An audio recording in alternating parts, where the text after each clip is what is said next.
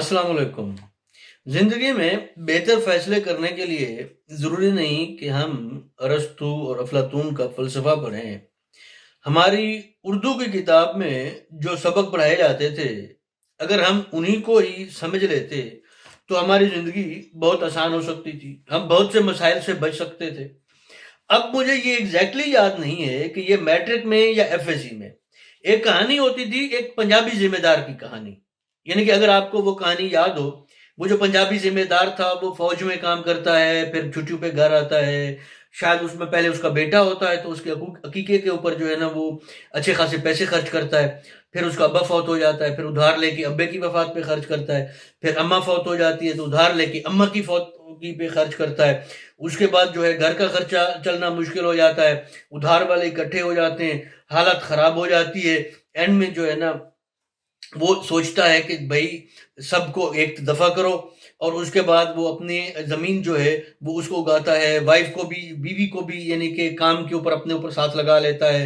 और फिर इस तरीके से आहिस्ता आहिस्ता इस तरीके एटीट्यूड बदलने से, बिहेवियर बदलने से, सोशल प्रेशर को बदलने से उसके हालात बेहतर से बेहतर होना शुरू हो जाते हैं। यानी कि उसकी होता ये है ना कि उसकी सोसाइटी में जो उसका स्टेटस होता है, वहां पे खवातीन बाहर जाके काम नहीं करती, तो उसे वो सारा दिन भूखा रहता है वहां के ऊपर। जबकि उसके साथ जो दूसरा छोटे स्टेटस वाला होता है, उसकी बीवी खाना लेके भी आ जाती है, उसकी बीवी उसके साथ कटाई भी कर लेती है, तो उसको ज्यादा बचत होती है, इसको कुछ नहीं होती। तो फिर ये सोचता है कि क्यों ना मैं भी अपनी बीवी को ले आऊं, उसको भी साथ काम पे लगा लेता है, फिर बचत करता है, फिर खर्चा सोच समझ के करता है। तो उससे उसकी जिंदगी बदलने लगती है। यानी कि करने की बात यह है कि अगर उस वक्त ये जो पंजाबी जिम्मेदार की कहानी थी, इसको हमने सही तरीके से पढ़ा होता, एग्जाम्स के नजरिए से नहीं। यानी कि ये खाली उस वक्त मैट्रिक और एफएससी के एग्जाम के लिए जरूरी नहीं थी, बल्कि ये जिंदगी गुजारने के लिए हमें शायद। अब यानी कि एक सवाल हमेशा मेरे जहन में रहता है कि हमारे जो सिलेबस नवीस है या हमारे जो सिलेबस बनाते हैं, कि उनके जहन में ये दानिश थी कि बच्चों को इस तरीके के सबक पढ़ाए जाएं ताकि वो जिंदगी के मुख्तलिफ मसाइल और उसके मुख्तलिफ चैलेंजेस और उसमें बेहतर फैसले करने के काबिल हो सकें, और अब एक यानी कि बेहतर से बेहतर इंसान बन सकें। या फिर उन्होंने वैसे ही डाल दिया था, और मैं उसमें से वो मानी निकालने की कोशिश कर रहा हूं जो उसमें थे ही नहीं। लेकिन मुझे उसमें यही लगा कि भाई साहब, कि उस पंजाबी जिम्मेदार की वो जो छोटी सी कहानी थी, 4-5 सफ़ों की, उसमें उसने हमें यानी कि 3-4 सबक दिए छोटे छोटे से, कि भाई साहब, चादर देखकर पाँव फैलाओ, be careful about your expenses. दूसरी बात ये थी कि अब अगर आपने केयरफुल नहीं थे एक्सपेंसेस के दौरान, और अब हालात खराब हो गए हैं, तो अब आपको क्या करना चाहिए कि आपकी जिंदगी बेहतर हो सकती है। अपने एटीट्यूड को आपको कैसे बेहतर करना चाहिए, उस सोशल प्रेशर को आपको कैसे सामना करना चाहिए। फिर ये कि आपको अपना लाइफस्टाइल कैसे चेंज करना चाहिए कि जिसके नतीजे में आपकी सारी की सारी जिंदगी बदल सके। अब या तो ये है कि मैं अपना वो जो नस्टैल्जिया है थोड़ा सा, या अपनी वो पुरानी मैट्रिक और एफएससी की वो उर्दू की कहानियां याद कर करके जो है, किस तरीके से आप अपनी जिंदगी बेहतर बना सकते हैं। यानी कि अगर आपकी वो उर्दू, यानी कि अब भी शायद हो सकता है पाकिस्तान में मेरे घर में वो उर्दू की किताब पढ़ी हो कहीं पे, वरना आप पढ़िए तो वो उठा के देखिए, वो पंजाबी जिम्मेदार की कहानी पढ़िए।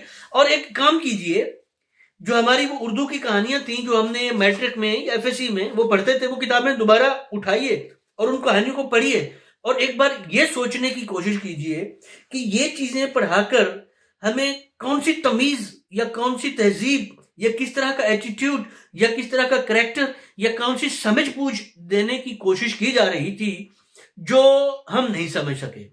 और मेरे ख्याल में हमारे असातिज़ा भी जो थे, कम से कम शायद उनको भी समझ नहीं थी, वरना वो हमें क्लास में ये बात इस तरीके से समझाते कि बेटा ये वैसे तो उर्दू का सिलेबस है, उर्दू के सिलेबस में ये कहानी है, मगर ये आपको पढ़ाने का मकसद ये है कि जिंदगी में आप वो गलतियां ना करें जो पंजाबी जिम्मेदार ने की, फॉर एग्जाम्पल।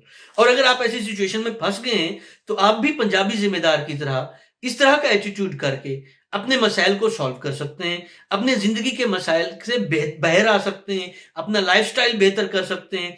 तो एक काम कीजिए, अगर आप यानी कि जिंदगी की इस दौड़ में फंसे हुए हैं, थोड़ा सा टाइम निकालकर अपनी मैट्रिक, एफएससी, 8वीं, 7वीं, 6ठी, 5वीं वाली वो किताबें दोबारा से ढूंढिए और वो कहानियां उर्दू वाली पढ़िए, और उसमें से देखिए कि उसमें ऐसी कौन सी बातें थी ایسے کون سے سبق تھے جو آپ کو دیے گئے تھے، ان کو نہ مان کر آپ نے وہ غلطیاں کی جس کی وجہ سے آپ کی زندگی میں آج یہ حال ہے؟ خیر، پنجابی ذمہ دار کی کہانی آپ بھی پڑھیے، میں دوبارہ پڑھوں گا، بہت مزے کی تھی میٹرک اور ایف ایس سی میں. تو کوشش کیجئے کہ اپنے ایکسپینسز کے ساتھ، اپنے لائف سٹائل کے ساتھ میانہ روی سے چادر دیکھ کر پاؤں پہ لائیں. اگر جیب میں جتنے پیسے ہیں اور لوگوں کو دکھانے کا فائدہ، میں اکثر ایک بات پہ سوچ کے حیران ہوتا ہوں کہ لوگ جب ابا جان جب زندہ ہوتے ہیں ان کو کبھی سیب لے کر نہیں کھلاتے، اور ان کو کبھی اچھا کھانا نہیں لے کر دیتے. بہت سے لوگ ہیں ایسے، لیکن جب ابا جان فوت ہو جاتے ہیں تو ان کے کلوں پر 10 دیگوں کی چاولیں چڑھائی جا رہی ہوتی ہیں، یہ کروایا جا رہا ہوتا ہے، وہ کروایا جا رہا ہوتا ہے. بیسیکلی وہ ابا جان کی محبت میں نہیں ہو رہا ہوتا، وہ سوسائٹی کو دکھانے کے لیے ہو رہا ہوتا ہے. جس بچے کی پیدائش پر آپ اتنے پیسے خرچ کر دیتے ہیں جس کی برتھ ڈے منانے کے لیے، اگر وہی پیسے اس بچے کی اچھی ایجوکیشن پر خرچ کر دیں تو وہ اس بچے کے لیے زیادہ بہتر ہوگا. یعنی اگر آپ کے پاس ہیں پیسے، آپ اس طریقے سے کر سکتے ہیں تو ضرور کیجئے. اگر آپ کو میرا یہ ولاگ اچھا لگا، لائک کیجئے. خوش رہیے، خوش رکھیے. خدا حافظ.